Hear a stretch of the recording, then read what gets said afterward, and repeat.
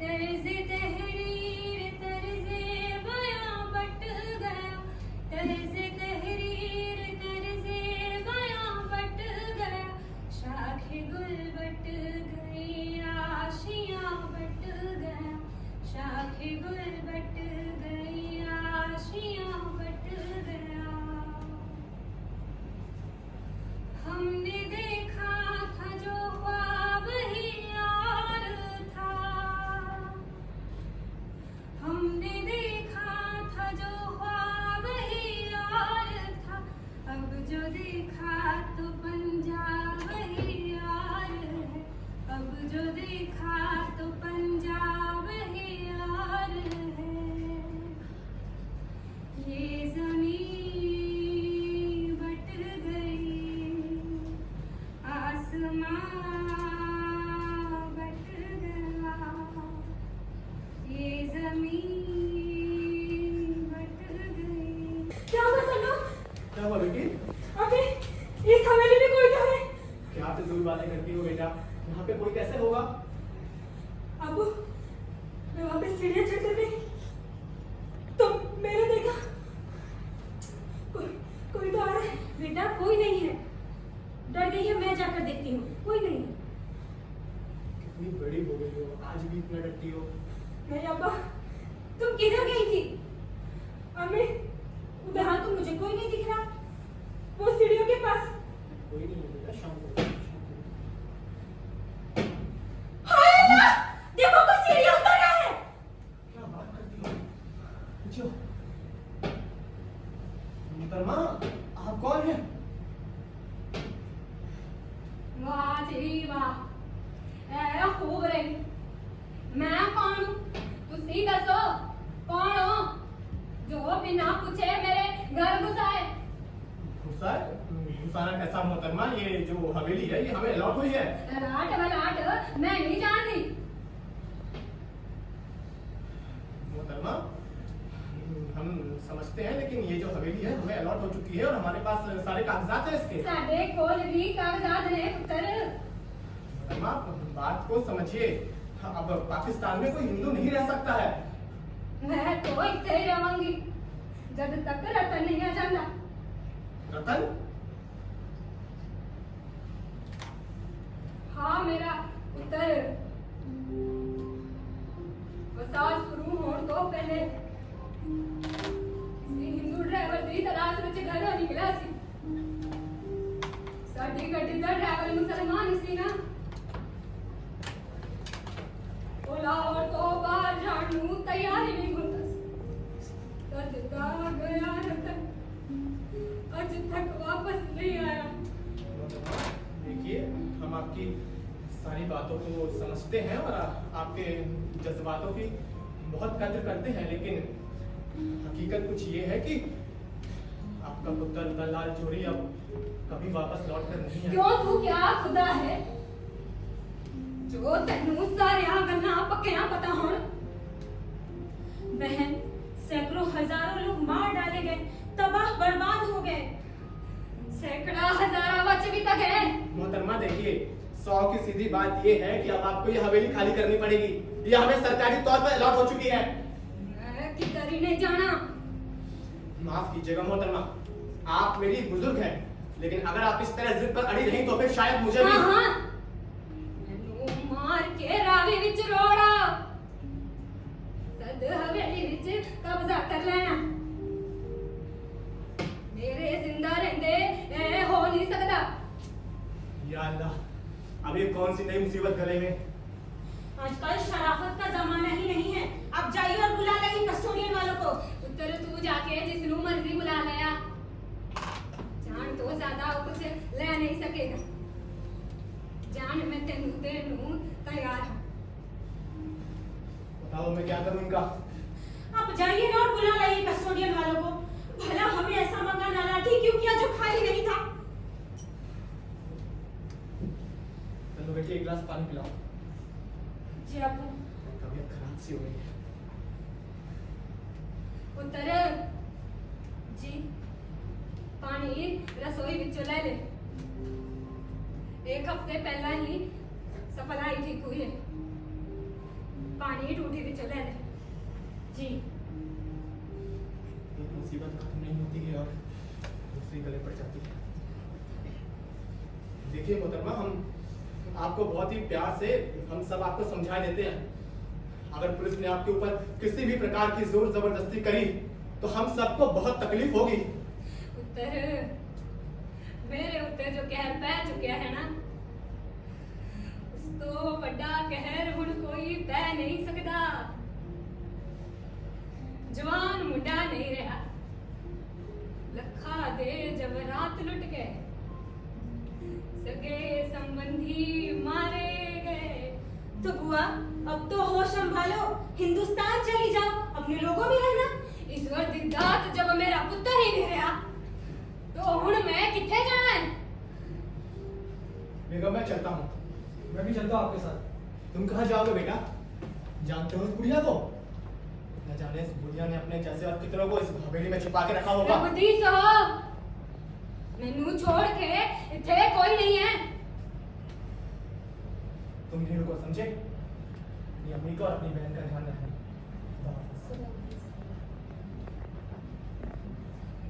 तनु, तुमने बावर्ची खाना देखा? जी अम्मी। बर्तन तो अपने पास ही है, तुम जल्दी से जाकर खाना पका लो। तुम्हारे अब्बा के आने तक खाना तैयार हो जाए तो अच्छा है। अम्मी, बावर्ची खाने में तो लकड़ी और कोयले तो है ही नहीं, फिर खाना काहे पर पकेगा? एक भी लकड़ी और कोयले नहीं है, एक भी लकड़ी नहीं है, तो फिर क्या खाना खाक पकेगा? या खुदा। पुत्र बरामदे दे खब्बे हत्थ दी तरफ वाली कोठरी विच लकड़ियां पईयां ने। जा गड्डी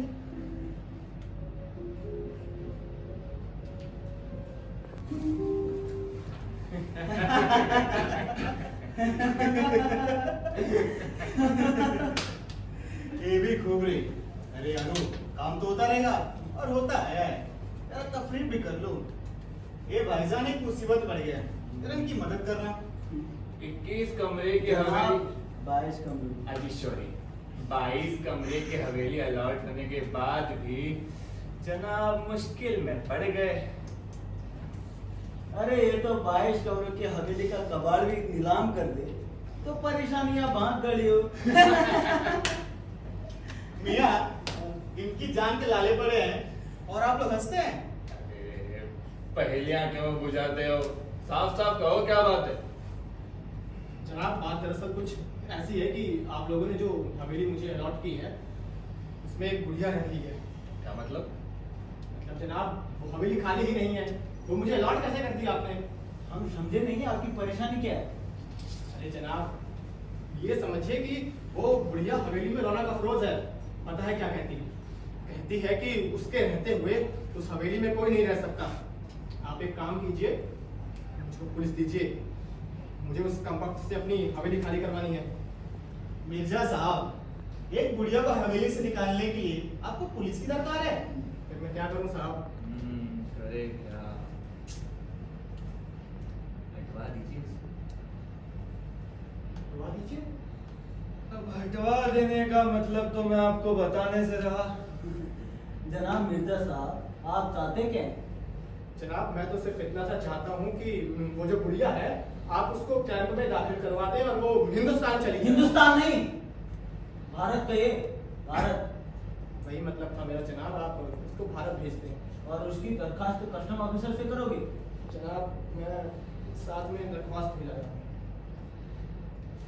मिर्जा साहब, आप जानते हैं हमारे कस्टोडियल ऑफिसर जनाब अली मोहम्मद साहब क्या तहरीर फरमाएंगे? क्या? वो लिखेंगे आपके नाम दूसरा मकान अलॉट हो गया है। दूसरा? जी दूसरा। और 22 कमरों की हवेली किसी अपने सिंधे लिखकर जेल में डाल देगा। मुहाजिरों की कमी है पाकिस्तान में। मेरी तो कुछ समझ में नहीं आ रहा है जनाब। जनाब आप बड़ी किस्मत वाले हैं जो दुप्पल में इतनी बड़ी हवेली मिली। आपके दस्तखत करते ही आप और बुढ़िया दोनों जाओगे कैंप में और वहां कोई सिंधी दंदनाता फिरेगा। आप भी कुछ बताइए जनाब, अब मुझे क्या करना चाहिए? अरे चुप बैठिए। और वो बुढ़िया? अरे साहब, बुढ़िया ना हुई शेर हो गया। या आपको खाए जा रही है, या आपको मार डाल रही है, या आपको हवेली से निकाल दे रही है? नहीं तो रहिए आराम से। वैसे मेरे साहब क्या उम्र बताते हैं? जनाब उम्र उनकी तकरीबन 65 से ऊपर ही होगी। अरे जनाब, तो बुढ़िया ने आबे हयात तो पिया नहीं होगा। 4-5 साल में जन्म, फिर आप आराम से रहना। हाँ परेशान होते हो। आप बजा फरमाते हैं जनाब। कैंप में गुजारे 2 महीने याद आ जाते हैं तो सातों तबक रोशन हो जाते हैं। जनाब अल-अमान वल हाफिज। अब मेरी हवेली जनाब किसी भी कीमत में खाली नहीं करूंगा, चाहे कुछ हो जाए। अगर एक बुढ़िया को रास्ते पर ना ला सके ना, ठीक, बुढ़िया भी रास्ते पर आ जाएगी जनाब, बस जरा सा वक्त लगेगा। मिर्जा साहब, और कुछ नहीं तो याकूब साहब से बात कर लीजिए। याकूब? हाँ जी, याकूब खां पूरा काम बना देंगे झटके में।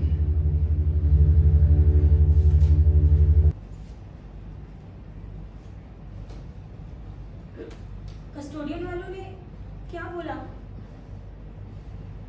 क्या ही बोलेंगे, यही बोला कि ये जो हवेली है इसे आप खाली कर दें या फिर इस मामले को अपने तौर पर सुलझा लें, आपका भला है इसमें।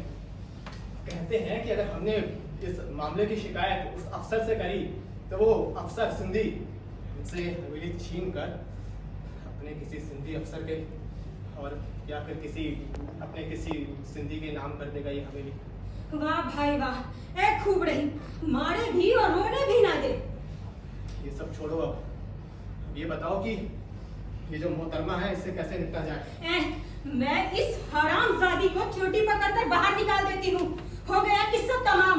और क्या, हमारे पास सारे कागजात है। बेटा सारे कागजात तो उस बुढ़िया के पास भी है। उसके कागजात ज्यादा अहम है। क्यों? भैया, अगर कोई शख्स इधर से उधर आया गया ही नहीं तो उसकी जायदाद कस्टोडियन में कैसे चली जाएगी? फिर क्या किया जाए?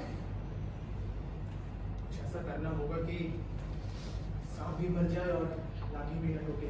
तुम समझती हो, बुढ़िया यहाँ से चली भी जाए और खाए तो बाकी न मचाए। तो बुलाऊं उसे? जाओ, पहले पूरी बात से सुना, पूरी बात सुना करो पहले। एक काम कर सकते हो, इधर आओ।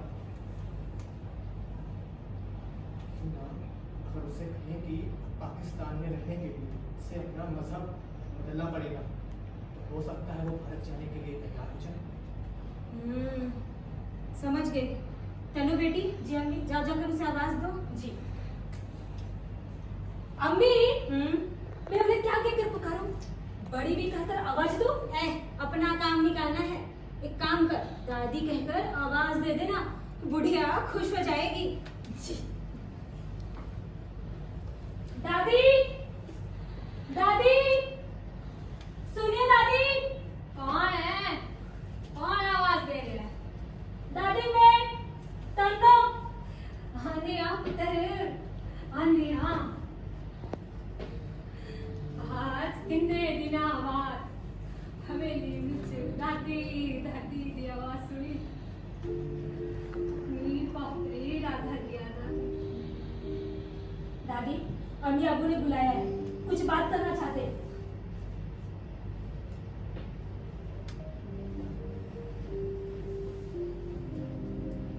आइए मोहतरमा, तशरीफ रखिए। बैठे, जिंदे रहो पुत्र। आज ਤੁਹਾਡੀ कुड़ी ने मैनू दादी कह के पुकारा है। मोहतरमा, आप तशरीफ रखिए। हम आपके जज्बातों को मजबूर नहीं करना चाहते थे, ना ही आपका दिल दुखाना चाहते थे। नहीं पुत्र, दिल कितने दुखिया, उसने ता मैनू खुश कर दिता, बहुत खुश।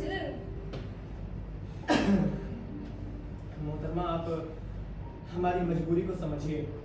हम हिंदुस्तान से लुटे पिटे आए। कैंप में हमारा मालो दौलत जो था सब लुट गया। हमारे पास न खाने का ठिकाना रहा है और न ही सोने का। आपको क्या बताएं, खुदा खुदा करके हमें ये हवेली अलॉट हुई है मोहतरमा। अगर हम अपने बारे में ना भी सोचें तो अपने बच्चों के लिए तो हमें लाहौर में पैर जमाने पड़ेंगे ना। लखनऊ में हमारा एक छोटा सा चिकन का कारखाना था जिससे हमारी रोजी रोटी चला करती थी। देखिए अल्लाह ताला अब यहाँ पे किस तरह रोजी रोटी देता है। अम्मा, हमने बड़ी तकलीफें उठाई है, इतना दुख उठाया है कि अब रोने के लिए आंख में आंसू भी नहीं है। तुसी फिक्र ना करो, मेरे कोलो जो हो सकेगा मैं करूंगी। देखिए, हमारी आपसे यही गुजारिश है, ये हवेली हमें अलॉट हो चुकी है और वैसे भी पाकिस्तान बन चुका है, आप हिंदू हैं, आपका यहाँ रहना ठीक नहीं है। अम्मा, मोहतरमा आप हमारी बात को समझिए। आपके जितने भी अजीज रिश्तेदार, सारे अजीज मोहल्लेदार सब हिंदुस्तान जा चुके हैं। आप यहाँ कब तक रहिएगा? अभी तक तो फिर भी गनीमत है, लेकिन सुनते हैं जो गैर मुसलमान रह जाएंगे उन्हें जबरदस्ती मुसलमान बनाया जाएगा, इसलिए अम्मा। पुत्र कोई बार बार नहीं मरता,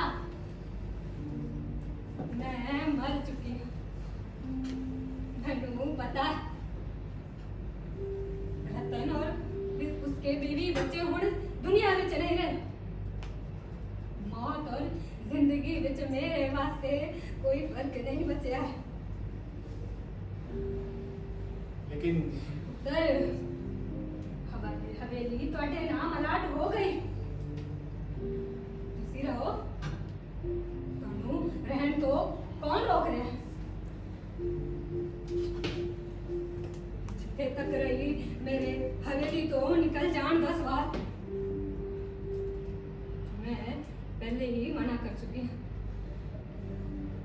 माफ कीजिएगा मोहतरमा, अब आप मुझे गैर मुनासिब हरकत करने के लिए मजबूर कर रही हैं। तुसी इसी तरह समझाते हो तो जो मर्जी आए कर लो, मैं किधर ही नहीं जाना, किधर ही नहीं। निहाया सख्त दिल औरत कहीं की डायन। दादी तो किसी भी बात पर तैयार ही नहीं होती। अम्मा जान, अब मुझे इजाजत दीजिए। ठीक है बेटा, जो मर्जी आया करो अब। लेकिन खतरा न उठाना बेटा। खतरा? खुदा हाफिज। इधर तो समझो पूरी की पूरी गली अलॉट हो गया पहलवान। ये मोहिंदर खन्ना वाला मकान किसको मिला? अब मैं क्या जानूं पहलवान, उधर से दो आदमी आए, मेरे समझ में तो आती नहीं। सटांग सटांग भर के आदमी, लस्सी का एक गिलास तक नहीं पिया जाता उनसे। ओए तू ये सब छोड़, मैं पूछ रहा हूँ मोहिंदर खन्ना वाले मकान में कौन आया? कोई शायर है, नासिर का आदमी। आ गया मोहिंदर खन्ना दावी मकान। और रतनलाल जौहरी की हवेली? उसमें तो पर्सनल कोई आया उस्ताद, उसका लड़का कल ही इधर से दूर लेके गया। उधर कुछ मुसीबत हो गई है, मेरे तो समझ में नहीं आ रही है। क्या बात है? रतनलाल जौहरी की माँ हवेली भी रह गई है। क्या? हाँ उस्ताद, लड़का बता रहा था, बेचारा बड़ा परेशान था, कह रहा था 6 महीने बाद मकान भी मिला तो ऐसा जिसमें पहले से कोई रह गया है। तुझे कैसे पता कि वो रतनलाल जौहरी की माँ है? उस्ताद लड़का बता रहा था। वो बच कैसे गई? इसका मतलब है अभी भी बहुत कुछ दबा रखा है उसने। 22 कमरों की तो हवेली थी उस्ताद, कहीं छुप गई होगी। पर उस्ताद, हमने तो एक एक कमरा छान मारा था। रजा, तू चला जा और उसको बुला ले। किसे? अरे उसी को जिसको रतनलाल जौहरी की हवेली अलॉट हुई है। पहलवान, उसके बाप को अलॉट हुई है। अरे उसके लड़के को बुला ला।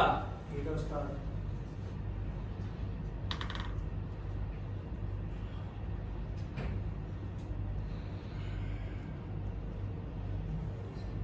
दही और मथा जाएगा, घी और मिलेगा। लगता तो यही है उस्ताद। ओए, लगता क्या, पक्की गल है। अरे नासिर साहब, सलाम अलैकुम। वालेकुम सलाम। कहो भाई, चाय वाय मिलेगी? जरूर जरूर, बस आप बैठिए, बैठिए, सुलग रही है।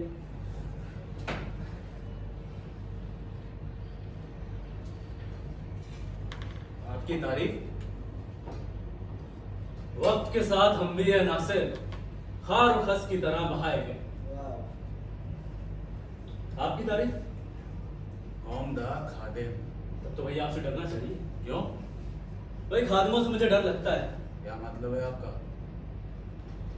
दरअसल बात यह है, मुल्क और दिल ही नहीं बदले हैं, लफ्जों के मतलब भी बदल गए। खादिम का मतलब हो गया है हाकिम, और भला हाकिम से कौन नहीं डरता है? नासिर साहब, झुकती हुई बात कहना तो कोई आपसे सीखे। भाई बकौल मीर, हमको शायर ना कहो मीर, कि हमने साहब रंजो गम इतने जमा किए कि दीवान किया। तो भाई जब तार पर चोट पड़ती है तो नगमा आप फूटता है।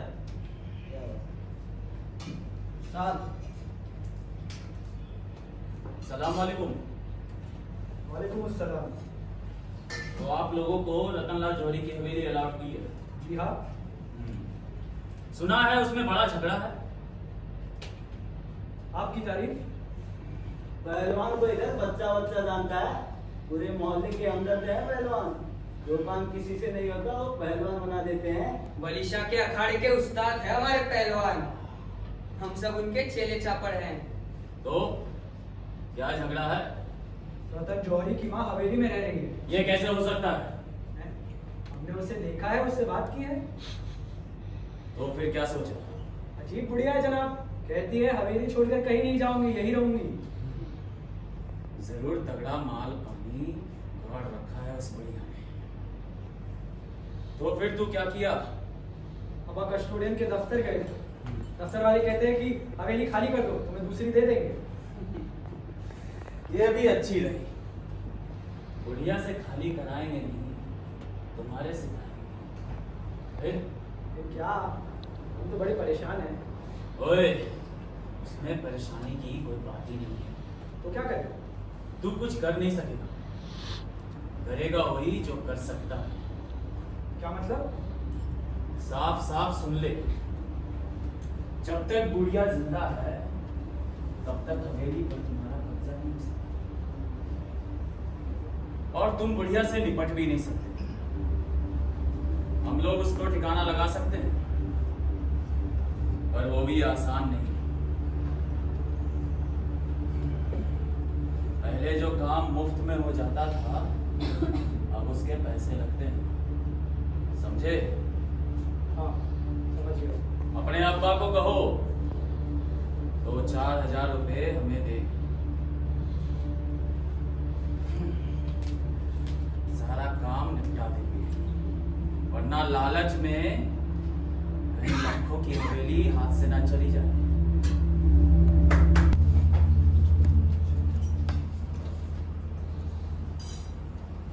अम्मी, अम्मी सुनो ना। क्या है? अम्मी, बेगम हिदायत हुसैन कह रही थी कि उनका नौकर टाल पर कोयले लेने गया था, वहां पर कोयले ही नहीं है। तो हमसे कह रही थी कि एक टोकरी कोयले उधार दे दे, कल तक लौटा देगी। अभी भी होशों में रहो, हमें क्या हक है दूसरों की चीज उधार देने का? कोयले तो रतन की अम्मा के हैं ना। अम्मी, हिदायत साहब ने लोगों को खाने पर बुलाया है। बेचारी भाभी जान बेहद परेशान है, ना घर में लकड़ियां हैं ना कोयले, फिर खाना काहे पर पकेगा? तो मैं ये बताऊं, एक काम करो, रतन की अम्मा से पूछ लो, कहे तो एक टोकरी क्या 4-5 टोकरी दे दो। दादी से पूछ। दादी, दादी सुनिए दादी। आई पुत्र आई।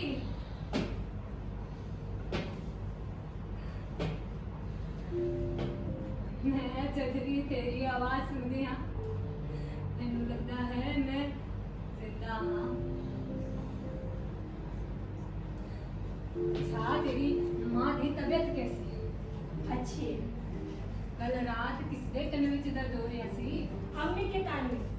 ता फिर मेरे तो दवा ले लेंदी, छोटे मोटे इलाज तो मैं खुद ही कर लेंदी हूँ जी। आदाब बुआ। जिंदे रहो पुत्र। बैठी बेटी, तू मेरे उत्तर दे बराबर है। माँ जी बुलाया कर मैनू। जी माँ जी, बैठी।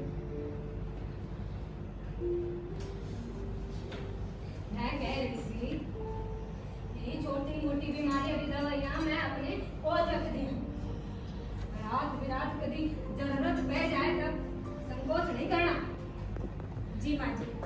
दादी, पड़ोस के मकान में हिदायत साहब है ना? कौन इसे मकान में?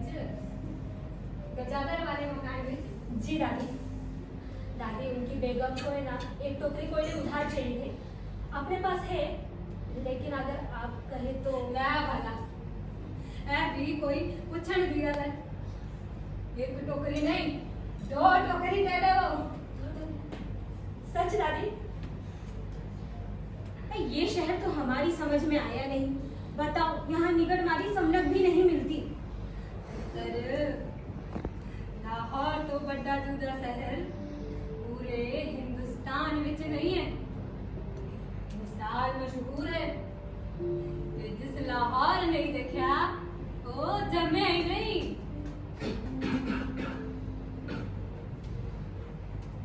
जिंदे रहो पुत्र, कैसे हो? दुआ है आपकी और बाकी अल्लाह का शुक्र। ठीक है पुत्र, मैं चला। जी दादी।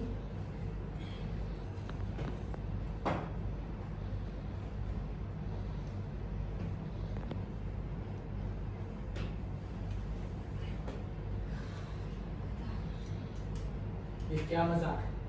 एक तो हम यहाँ ऐसे पीछा छुड़ाने के चक्कर में हैं और आप कहती हैं अपने गले का हार बनाने बैठी हैं। मैं क्यों बनाने लगी ने गले का हार? हिदायत हुसैन साहब की जरूरत ना होती तो मैं इस बुढ़िया से तो बात भी ना करती। ये हिदायत हुसैन की क्या जरूरत है? घर में लकड़ी है ना कोयले, दोस्तों को दावत दे बैठे हैं। बेगम बेचारी बेहद परेशान थी। लकड़ी के टाल पर भी कोयले नहीं थे, हमसे मांग रही थी। अभी इस बुढ़िया को बुलाया था, कोयले इसी के है ना। देखिए बेगम, उसका इस घर में ना कुछ भी नहीं है। एक सुई भी यहाँ की उसकी नहीं है। इस घर में जो कुछ भी है अब सब कुछ हमारा है। आप ये कैसी बातें कर रहे हैं? बेगम आप बात को समझिए। अगर हम लोग यूं ही दबते रहे ना तो ये हवेली हमारे हाथ से यूं ही फिसल जाएगी। आप समझिए इस बात को। बेटी तुम जरा अंदर चलो, तुम्हारी अम्मी से कुछ बात कर। जी अबू, बेटी ये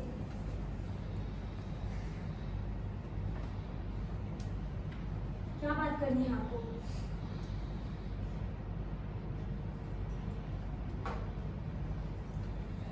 जावेद ने सारी बात कर ली। बुढ़िया है, इससे पीछा छुड़ाना जरूरी है। अगर कल को इसका कोई रिश्तेदार यहाँ हवेली में आ गया तो हमारे लेने के देने पड़ जाएंगे। समझो इस बात को। अरे लेकिन कैसे पीछा छुड़ाओगे इससे? कुछ सोचा है? उसकी फिक्र आप मत कीजिए, वो सारी बात जावेद ने कर ली। क्या बात कर ली है? किससे बात कर ली है? कुछ बताओगे?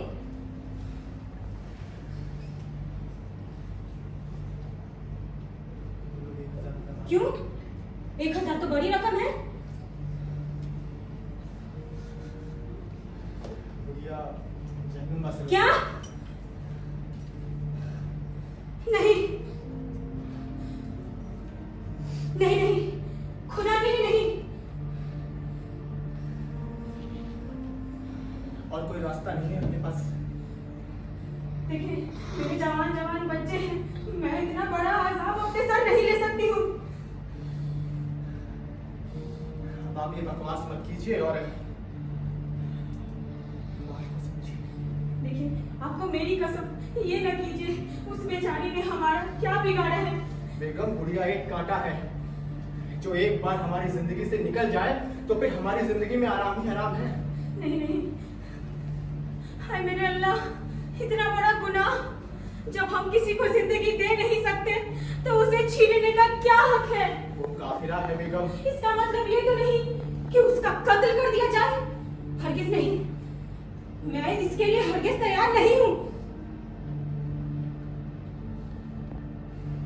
ठीक, अब आप समझ लीजिए आपको क्या करना है और क्या नहीं। देखो, तुम्हें बच्चों की कसम, ये मत करवाना, खुदा के लिए ये मत करवाना।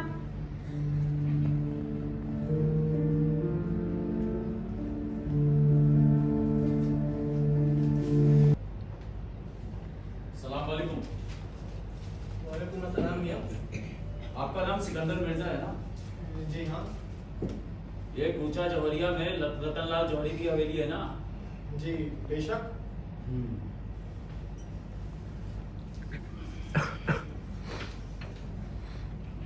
ये मेरे दोस्त है मोहम्मद शाह। इनके नाम हवेली की ऊपरी मंजिल अलॉट हुई है।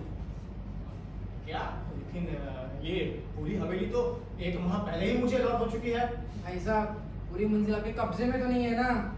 ये आपको किसने बताया? तुम्हारा बेटा जावेद कह रहा था कि ऊपर मंजिल पे रतनलाल जौहरी की मां रह रही है। इसका मतलब पाकिस्तान वो भी शहर लाहौर में एक काफिला। समझ गया। आप वही लोग हैं जिनसे मेरे बेटे जावेद की बात हुई थी? जी। तो जनाब मोहम्मद शाह, बात यह है कि आपके नाम ऊपरी मंजिल के ये 11 कमरे अलॉट नहीं हुए हैं। आप इस पर कब्जा करने आए। तुम ठीक समझे। किसी काफिला के रहने से अच्छा है कि अपना कोई मुसलमान भाई रहे। लेकिन ये पूरी हवेली मुझे अलॉट हुई है पहलवान। ठीक है, पर ऊपरी मंजिल पर तुम्हारा कब्जा तो नहीं। आपको इस बात से क्या मतलब है कि मेरा कब्जा है ऊपरी मंजिल में या नहीं है? इसका मतलब ये निकलता है मिर्जा साहब कि आप एक हिंदू बुढ़िया को अपने घर में छुपाए रखे हो। तो इसका मतलब है तुम मुझे धमका रहे हो। ये नहीं, बात दरअसल ये है बात कि दरअसल ये है कि क्यों ना ऊपरी मंजिल के 11 कमरे आप लोगों के कब्जे में आ जाएं। मिर्जा, हम इस्लाम बिरादरी के नाते तुम्हारी मदद करने आए हैं, पर तुमको तो लगता है कि मुसलमान से ज्यादा वो काफिला प्यारी है। देखिए मोहम्मद शाह साहब, आप एक काम कीजिए, आप जा करके कस्टोडियन वालों को बुला के ले आइए। वो आपको ये जो ऊपरी मंजिल के 11 कमरे हैं इसमें बहुत आराम से कब्जा दिला देंगे। पर पहलवान साहब, मेरी एक बात समझ में नहीं आई कि इन सब बातों के बीच में इस्लाम और कुफ्र कहां से आ गया? मिर्जा साहब, आप बता सकते हो कि पाकिस्तान इसलिए बना है कि इधर एक काफिर रहे। ये आप पाकिस्तान बनवाने वालों से पूछिए पहलवान। मिर्जा साहब, फिर ये गवारा नहीं हो सकता कि शहर लाहौर के कूचा जौहरिया में कोई काफिर दंदनाती फिरे। जनाब, आप जो कुछ भी कहना चाहते हैं मैं वो समझने से पूरी तरह कासिर हूं। मिर्जा साहब, मेरा इशारा समझो। हम चाहे तो ऊपर मंजिल का फैसला कर सकते हैं, सिर्फ और सिर्फ 1 मिनट में। उधर उस काफिला की जगह अपना मोहम्मद शाह। लेकिन ये पूरी हवेली मुझे अलॉट हुई है। चाहे उसमें काफिर ही क्यों न रहे। मशवरे के लिए शुक्रिया पहलवान, आप जा सकते हैं। फिर ये नहीं हो सकेगा मिर्जा, जैसा तुम चाहते हो। किसी काफिरा को इधर बर्दाश्त नहीं किया जाएगा। चलो।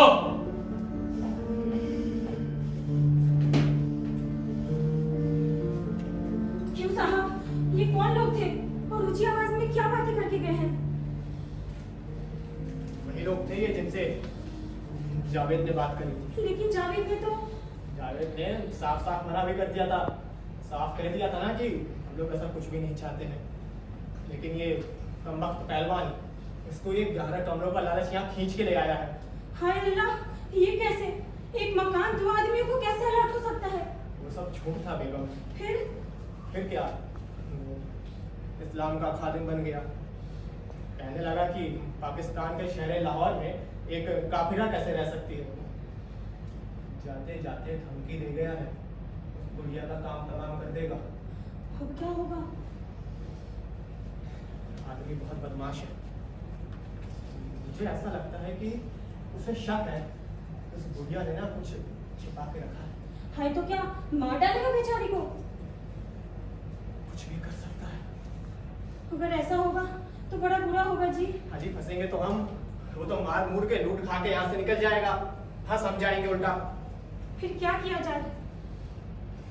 देखो, रात को दरवाजे हवेली के बहुत अच्छी तरह बंद करके सोना। अच्छा सुनिए, उनको बताऊं या ना बताऊं? बताना तो हमारा फर्ज है ना। फर्ज तो है बेगम, लेकिन कहीं वो ये ना समझने लगे कि ये सब हमारा ही षड्यंत्र है। ये तो तुमने और उलझन में डाल दिया। देखो, हमें उनकी सुरक्षा का इंतजाम कुछ इस तरह से करना पड़ेगा कि उन्हें पता न लगे पाए। पर ये होगा कैसे? यही तो सोचना है। हाय अल्लाह, ये सब क्या हो रहा है? अब क्या मैं फरियादी बातों पढ़ूं? इमाम बाड़ा कहाँ है घर में? देखो, वो अकेली रहती हैं हवेली में। उनके उनके साथ किसी मर्द का रहना मतलब क्या आप क्या बात करती हो? मैं क्यों जाऊंगा उनके पास? जावेद, वो भला जावेद के ऊपर क्यों सुनाएगी? और मैं वैसे भी जावेद को नहीं जाने दूंगी। जिद मत करो। अरे क्या चाहते हो? मेरा इकलौता लड़का भी? बकवास कर रही हो। फिर क्या करूं?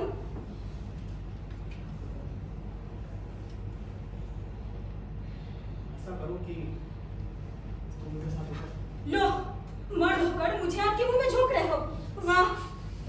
समझा करो बेगम, मैं उनके साथ ऊपर सो नहीं सकता।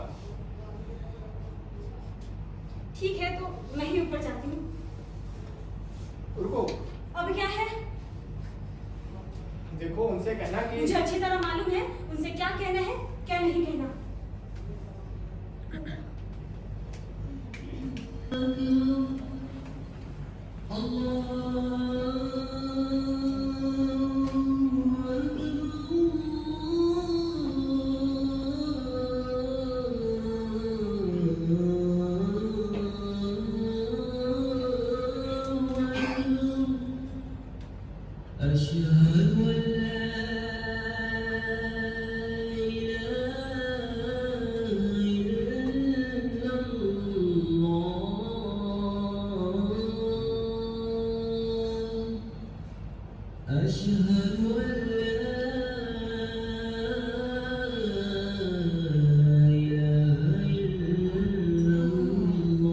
सलाम वालेकुम मौलवी साहब।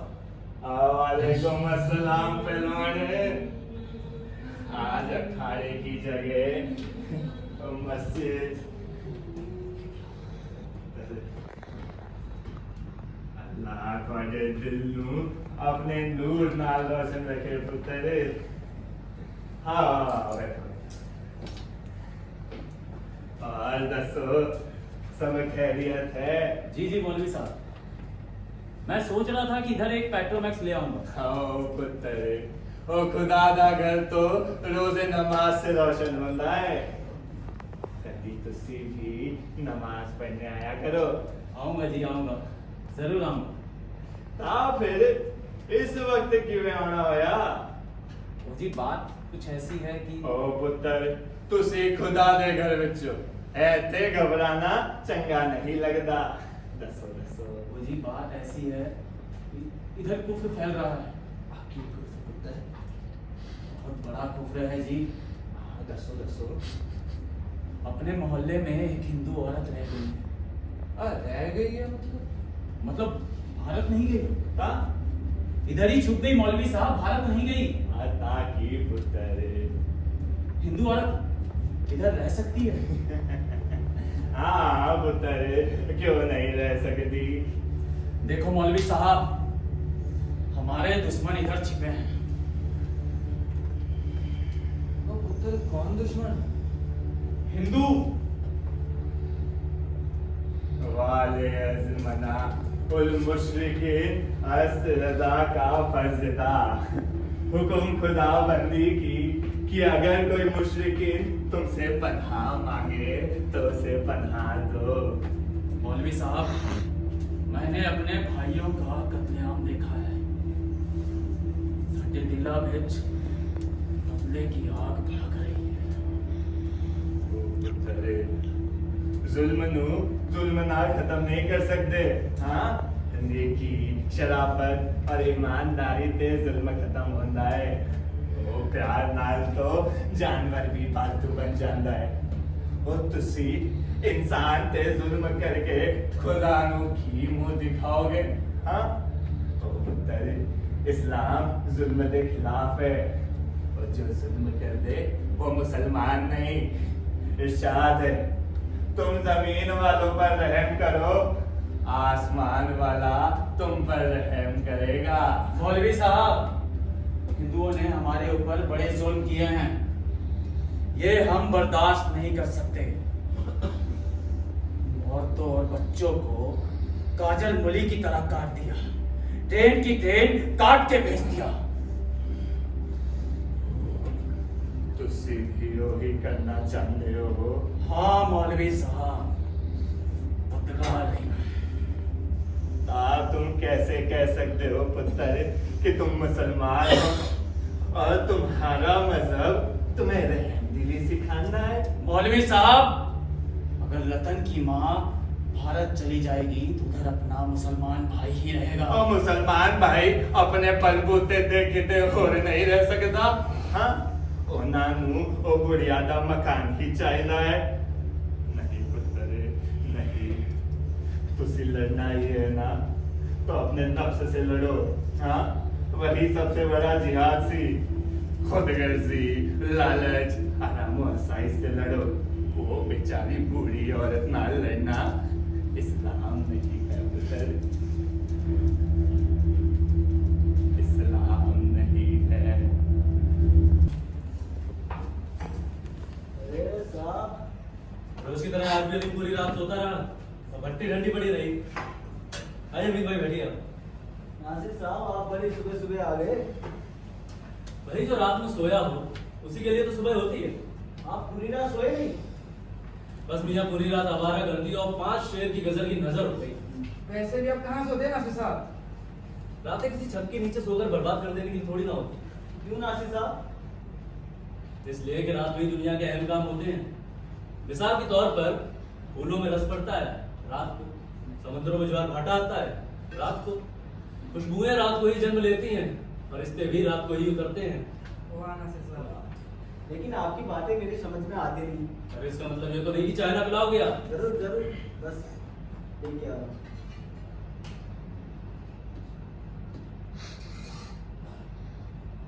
नासिर साहब, पता चला क्या? पाकिस्तान की कुफर फैल रही है। कैसा कुछ?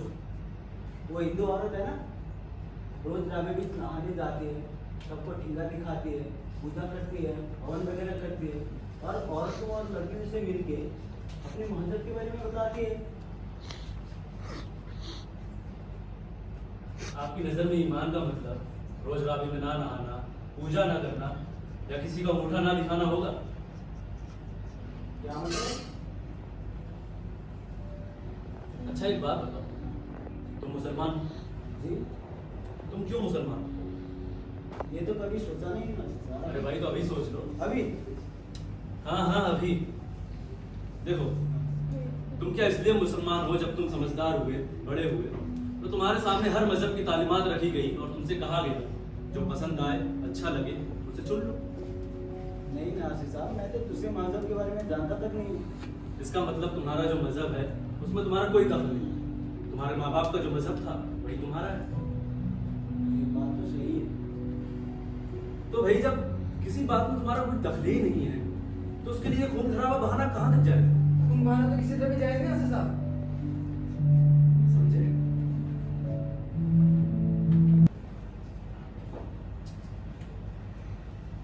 अच्छा माई, ये शहर तो हमारी समझ में आया नहीं। पुत्र इस तरह ना कह। लाहौर जे तो शहर नहीं है दुनिया में। लेकिन लखनऊ में जो बात है वो यहाँ लाहौर में कहाँ? पुत्र अपना वतन पे अपना ही होता है, इसका कोई बदल नहीं है। दादी, आपने हमें जो उल्टे फंदे लेने सिखाए थे उसमें धागे को 2 बार घुमाना है 3 बार। देख पुत्र फिर देख। आजा।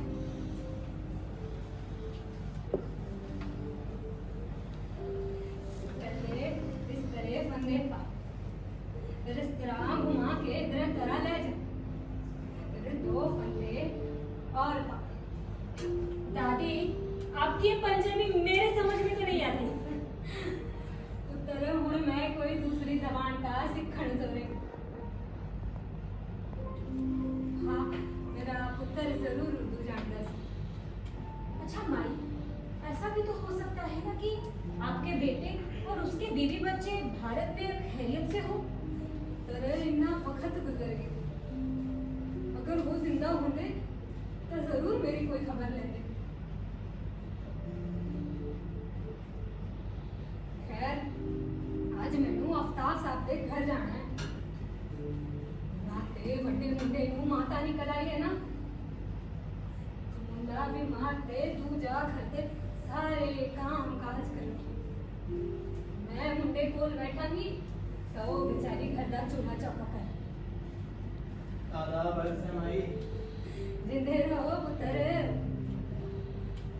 थे एक ही घर में है माई, लेकिन आपसे मुलाकात कुछ इस कदर होती है जैसे अलग अलग मोहल्ले में रहते हो। माई घर में रहते ही कहाँ है, तड़के रावी में नहाने चली जाती है, सुबह अली साहब के यहाँ बढ़िया डाल रही होती है, तो कभी नफीसा को अस्पताल भी ले जा रही होती है, और तो और आपको पता है सकीना को अचार डालना भी सिखा रही होती है। रात के 10 बजे लौटती है। और बताओ हम लोगों से मुलाकात हो भी तो कैसे हो? जज़ाकल्लाह। मोहल्ले के बच्चे बच्चे की जुबान पे सिर्फ और सिर्फ माई का नाम रहता है। हर मर्ज की दवा है माई। पुत्र तली पई पई करावी की सबदे ना दिल भी परे परे जाता है, हथ पैर भी हिलते रहते हैं, और मैनू चाहिदा की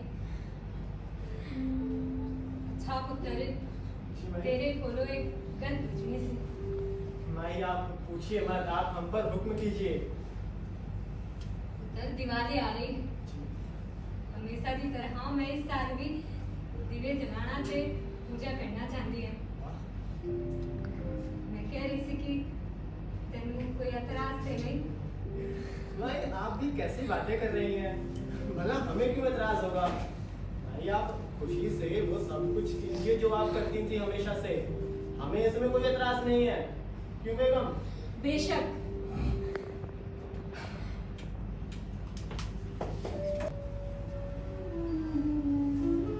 दिवाली मुबारक हो माई। थानू सबने भी मुबारक होवे पुत्र। खबरे मेरा रतन किथे दिवाली मना रहा हो। ऐसे त्योहार के दिन उदास ना हो माई, अल्लाह ने चाहा तो जरूर दिल्ली में होगा और जल्द आपसे मिलेगा। कौन है? जावेद, देखना कौन है। मैं हूँ नासिर काज़मी। अरे नासिर साहब, अमीर मियाँ आइए। सलाम वालेकुम। वालेकुम सलाम। मैं अमीर भाई के साथ माई को दिवाली की मुबारकबाद देने हाजिर हुआ हूँ। आइए आइए, तशरीफ रखिए। आओ तुसी अंदर आओ। आदाब अर्ज़ है भाई। आदाब अर्ज़ है भाई। जिंदे रहो, लंबी उम्र पाओ। बैठो। भाई लंबी उम्र की दुआ देने के साथ साथ एक दुआ और भी दो। ये दुआ पुत्र तुम्हारा किरदार भी हो हमारा। हटकी मजाक करता है। ले पार्टी ले।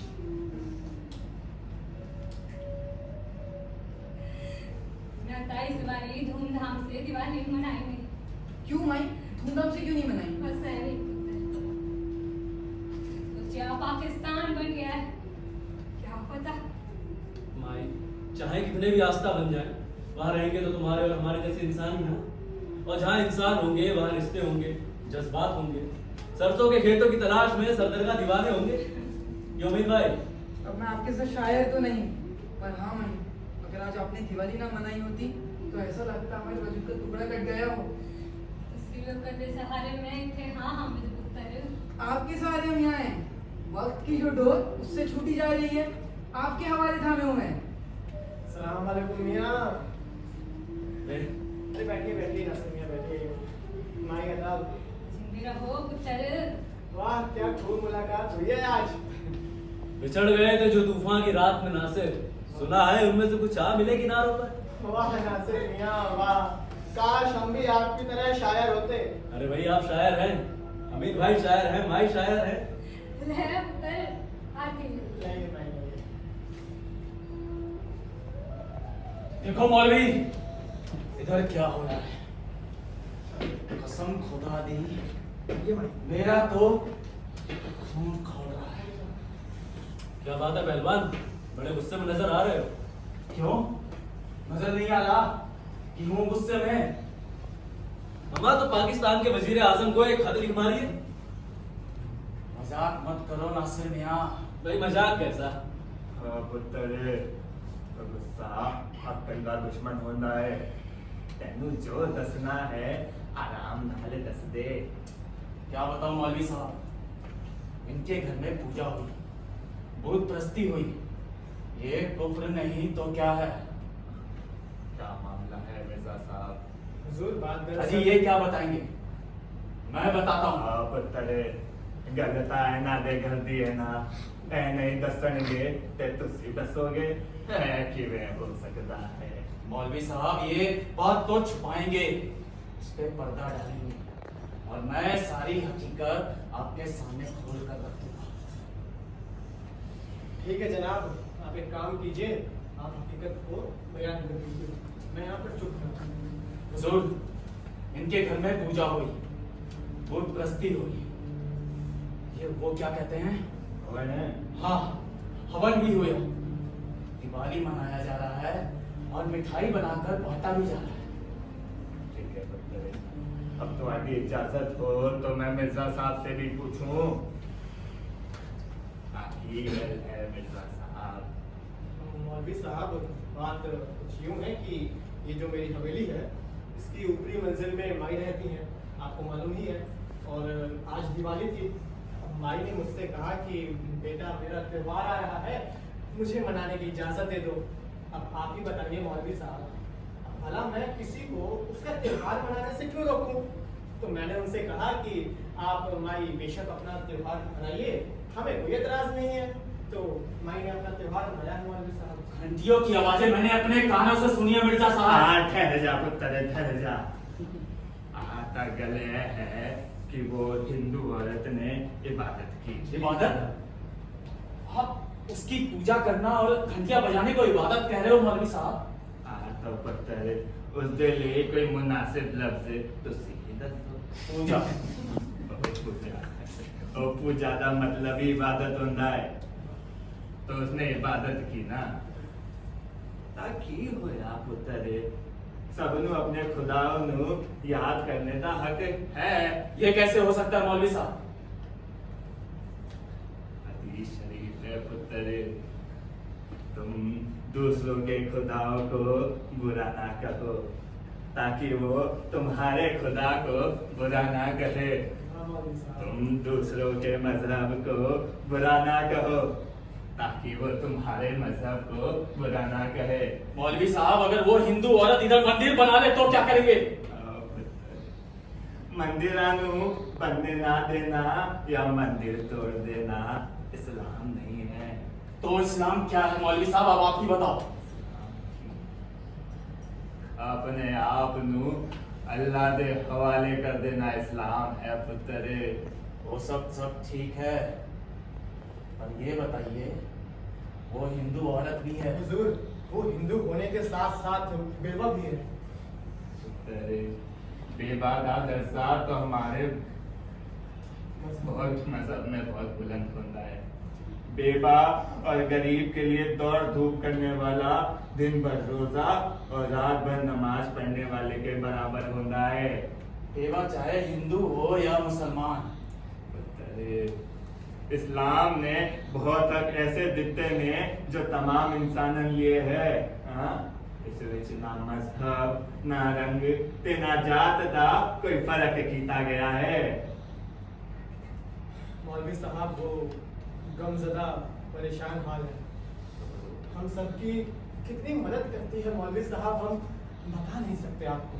पुत्र, अल्लाह उस शख्स तो बहुत खुश होता है जो किसी गमजदा दे काम आए, किसी मजलूम की मदद करे। यही है वफा, दिल ना किसी का दुखा, वही अपने भले के लिए सबका भला चाहिए। बहुत खूब नासिर साहब। हुजूर, माई में खिदमत का जज्बा भी बहुत बड़ा है।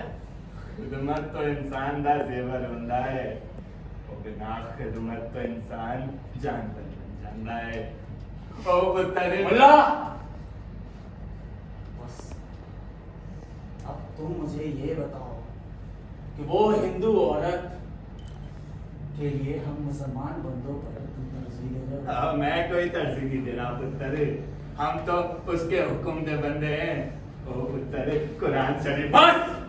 बस मुल्ला, बस इतना इस्लाम हम भी जानते हैं कि मुसलमान हिंदू से अच्छा होता है, और जो ये नहीं मानता वो मुसलमानों का दुश्मन है।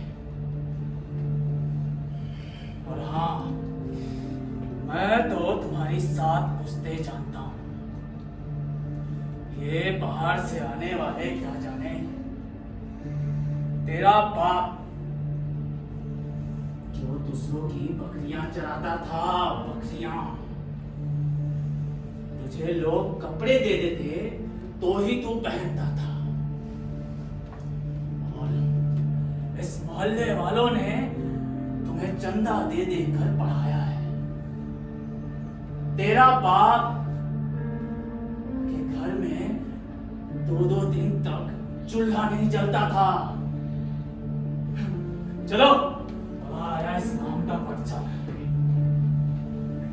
अल्लाह तुझे अगले सलीम अता फरमाए।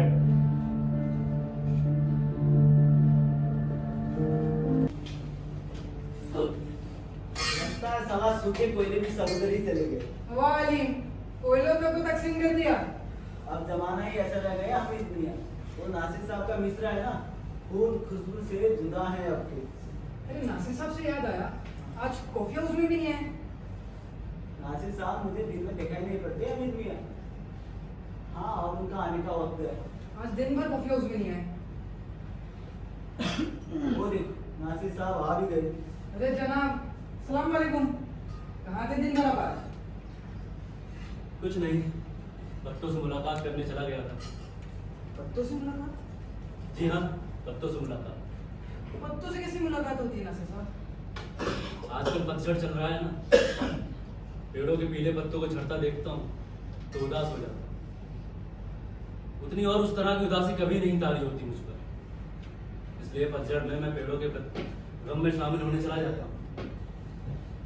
नासिर साहब, ये सो क्या कैसे? ये तो माई है। नमस्ते माई, आप जिंदे रहो पुत्र। सब खैरियत माई? इस वक्त ये सामान लिए आप कहाँ जा रही हैं? पुत्र, मैं दिल्ली जाना चाहती हूँ। ये नहीं हो सकता माई, नहीं नहीं, ये नामुमकिन है। लाइए आप। माई आइए बैठिए। बस पुत्र, बहुत रह गई लाहौर विच। हुण लगता है इत्थे दा दाना पानी अब नहीं रहा। बात क्या है माई? क्या कोई तकलीफ है आपको? पुत्र, तकलीफ उसनू होती है जो तकलीफ नू तकलीफ समझे। मैनू कोई तकलीफ नहीं है। तो फिर आप क्यों जाना चाहती हैं? सारा मोहल्ला आपको माई कहता है, सब आपके रास्ते में आंखें बिछाते हैं, हम सबको आप पर नाज है। सब ਤੁਹਾਡੇ प्यार का सबका है पुत्र। हमारा प्यार छोड़कर आप क्यों जाना चाहते हैं? इन लोगों ने मैनू वो प्यार और इज्जत दे दी है जो अपने भी नहीं देते। माई, जो जिसका अहल होता है वो उसे मिलता है। वैसे भी आपने हमें इतना दिया है कि हम आपको बता भी नहीं सकते। यार ही मैनू लाहौर छड्डन तो मजबूर कर रहे हैं पुत्र। तब आप क्यों जाना चाहती है माई? कुछ लोगों नू मेरा लाहौर विच रहना पसंद नहीं आ रहा। मिर्जा साहब नू धमकियां दित्ती जा रही ने वो मैनू अपने घर तो कट दे। रह जाते उन्हां ते फिकरे कसे जाते। उन्हां ते कुड़ी तन्नो और मुंडे जावेद दा लोग नाक विच दम किता हुए ने। माई आप नहीं जा सकते। बैठे रही थे मिर्जा साहब। अबू, अम्मी, माई। भाई, ये सब क्या है भाई? आप हमें बिना बताए घर से निकल आए? दादी, हम लोगों से कोई गलती हो गई क्या?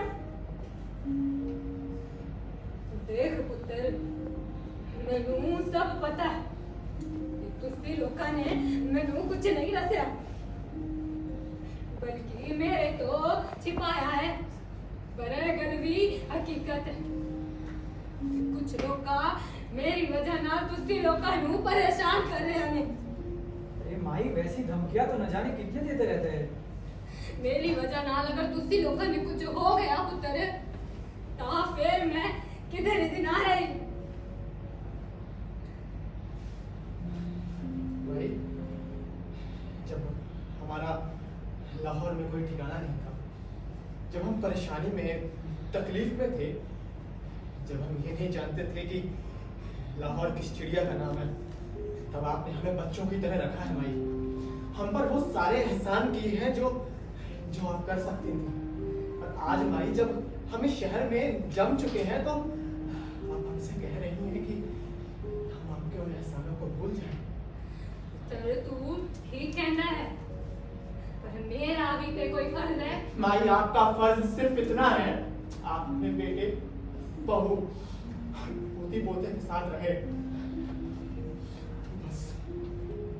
तर मैनू की फर्क पैंदा है? 60 तो ऊपर मैं हो गई। आज मरी ते कल मरी, इत्थे लाहौर विच मरा चाहे दिल्ली विच, मैनू तो हुण मरना ही मरना है। दादी, ये मरने वरने की बातें ना करें, मेरे आपके दुश्मन। भाई आज आपको हमसे एक वादा करना पड़ेगा, और बहुत पक्का वादा करना पड़ेगा।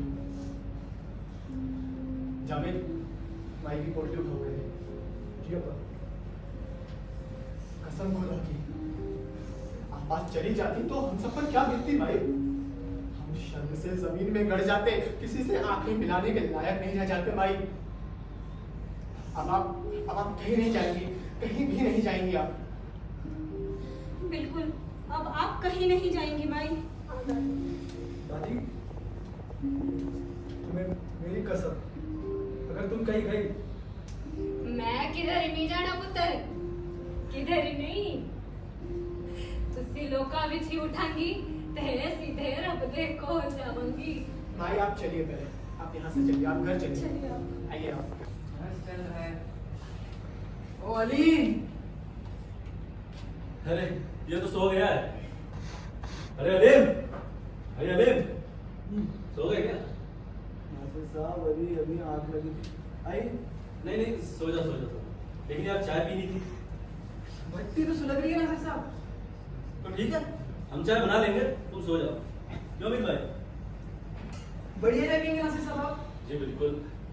अमा अलीम, एक कप चाय तुम भी पी लेना। नासिर साहब नींद उड़ जाएगी। अमा नींद भी क्या कोई परी है जो उड़ जाएगी? एक कप चाय पी लेना और दोबारा सो जाना। और अगर सोने का मन ना बने तो हमारे साथ चलना। वैसे भी लाहौर से मुलाकात तो रात में ही होती है। बेशक। कड़क चाय पियेंगे नासिर साहब आप? भाई हम तो कड़क के ही गायब हैं। कड़क चाय, कड़क आदमी, कड़क रात और कड़क शायरी। अब कड़क शेर भी सुना दीजिए अब एक। जी बिल्कुल, सुनिए। गम जिसकी मजदूरी हो, गम जिसकी मजदूरी हो, गम जिसकी मजदूरी हो, जल्द गिरेगी वो दीवार। वाह नासिर साहब वाह। नासिर साहब, पहलवान आपको बहुत पूछता है, मिला? जिनमें बुए वफा नहीं नासिर, ऐसे लोगों से हम नहीं मिलते। वाह नासिर साहब वाह। जिनमें बुए वफा नहीं नासिर, ऐसे लोगों से हम नहीं मिलते। लगता है आजकल नासिर साहब लिख रहे हैं। भाई लिखने के लिए ही तो हम जिंदा हैं, वरना मौत भी क्या कोई बुरी है। बेशक। अलीमिया, अलीमिया, क्या हुआ जावेद? माई का इंतकाल हो गया। कब और कैसे? शाम को सीने में दर्द बता रही थी। मैं डॉक्टर फारूक को लेके भी आया था, उन्होंने दवाई और इंजेक्शन दी।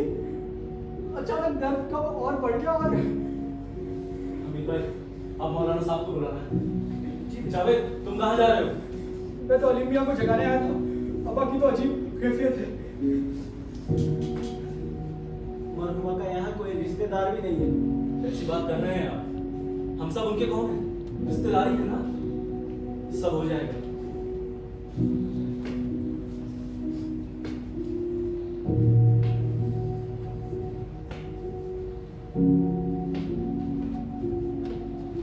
वतन में कैसी बेवतनी की बहुत है।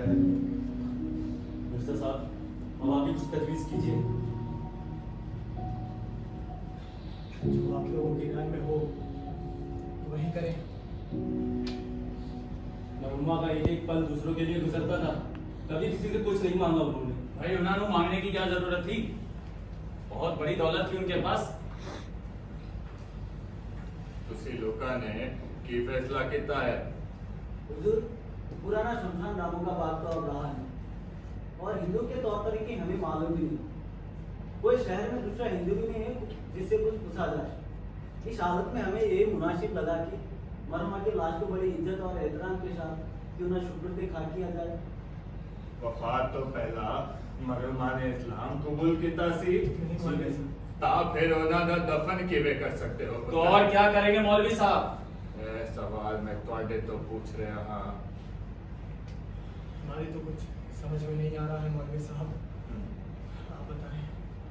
देखो वो नेक औरत मर चुकी है, और मरण तो पहला वो हिंदू सी, तो त्योहार भी रीति रिवाज भी उसी तरह होने चाहिए। अच्छा, क्या बढ़िया तालीम दे रहे हैं मौलाना। ओ देखो वो मर चुकी है, उसकी लाश नाल तुसी जो भी करना चाहते हो कर सकते हो। चाहते हो तो उन्होंने दफन कर दो, चाहते हो तो उन्हों दे टुकड़े टुकड़े कर दो, इससे उस पर कोई असर नहीं पावेगा, उसके ईमान नू कोई नुकसान नहीं होगा पुत्र। तब तुसी उसके नाल जो भी करते हो ना, तो तुम्हारे ईमान के जरूर असर पै सकता है। आप वजह फरमा रहे हैं मौलाना। इस्लाम यही कहता है, इस्लाम यही तालीम देता है कि हम उस हिंदू बूढ़ी के पीछे राम राम कहते फिरे। तो इस्लाम खुद गर्जी नहीं, दूसरों के मजहब ते जज्बात का एहतराम करना सिखाता है पुत्र। जे तुम सच्चे मुसलमान आ ताया करके दिखाओ। ये गलत है, ये कुफ्र है मुल्ला, कुफ्र। ओ पुत्र गुस्सा ते अगले कभी इकट्ठे नहीं होंगे। हाँ तुसी लोका विच किन्ने बंदे ने जो ऐ कह सकते हैं कि रतन दी मां तुहाडे काम नहीं आई। हाँ उसदे तुहाडे ऊपर कोई एहसान नहीं। जे तुहाडी मां हाँ तो उसका मजहब जो भी सी ओदा एहतराम करना तुहाडा फर्ज है, और तुम सब नू अपना बच्चा समझ के प्यार किया सी। तो आज वो मौत दे आगोश विच सो चुकी है, ता तुम कहते हो तुहाडी मां नहीं। ओ पुत्र ओदा एहतराम करना तुहाडा फर्ज है। आप मजा फरमाते हैं मौलाना, हमें मरहूमा के मजहबी उसूलों के मुताबिक ही उनका कफन दफन करना चाहिए। ठीक है, फजर की नमाज का वक्त हो रहा, मैं मस्जिद जा रहा, तुसी भी नमाज अदा करना। खुदा हाफिज। मौलवी साहब, सबसे बड़ी मुश्किल तो ये है कि मरहूमा को दफनाए कहाँ। एक शमशान था लाहौर में, वो दंगों में बर्बाद हो चुका है।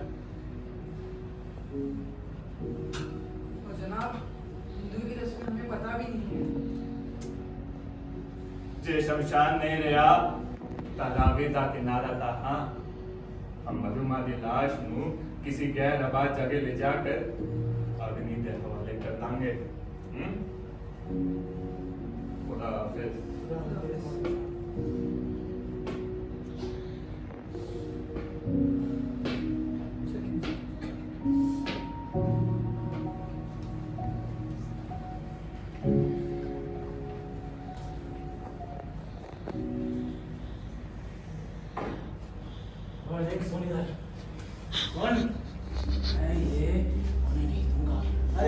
कीमत पे नहीं दूंगा। अरे मेरा गला छोड़ो, मैंने क्या बिगाड़ा तुम्हारा? हम लोग अच्छी तरीके से जानते हैं कि इस्लाम का कोई वो ठेका नहीं ले रखा है उसने। मुझे क्या समझा रहे, ताकि उन लोगों को समझाओ। ना सुनना हो गया, अब मेरा खून खौल रहा है, भड़क रहे हैं। वो मौलवी है, मौलवी उस हिंदू बुढ़िया के पीछे राम राम कहता फिर रहा है। मौलाना पागल हो गए। ओ साले वो, ये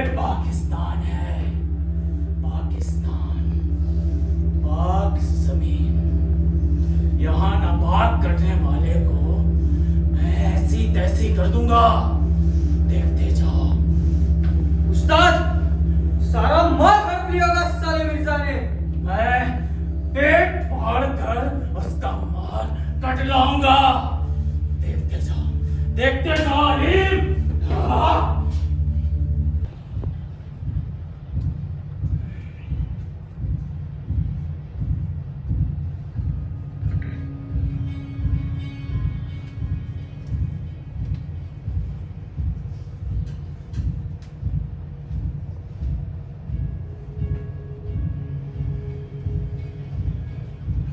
वो कौन है? वो कौन है? मौलवी, हाँ? नेकी, शराफत, ईमानदारी, हाँ? ये है तेरा असली जिहाद, हाँ? हाँ?